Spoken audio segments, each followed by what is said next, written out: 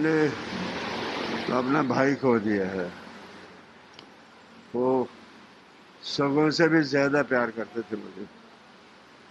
पहली मुलाकात में ऐसे लगा कि हम पता नहीं कब से एक दूसरे को जानते हैं। अब और क्या सुनाऊं, ज़माना सुना रहा है, मैं क्या सुनाऊं उनके बारे में। लेकिन आज एक बहुत बड़ा सदमा लगा है मुझे।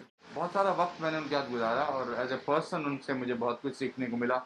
एज एन एक्टर तो सारी दुनिया को मिला है। और पर ये इस बात का एहसास ज़रूर है कि आने वाली पुश्तों में भी वो हर कलाकार में इनकी छवि ज़रूर नज़र आएगी। तो जहन में सबके ज़िंदा रहेंगे हमेशा। हाँ, आज शरीर छोड़ा है, लेकिन मैंने जैसा कि हमेशा कहा है कि फ़िल्म इंडस्ट्री की आत्मा है ये, और आत्मा हमेशा अमर रहती है।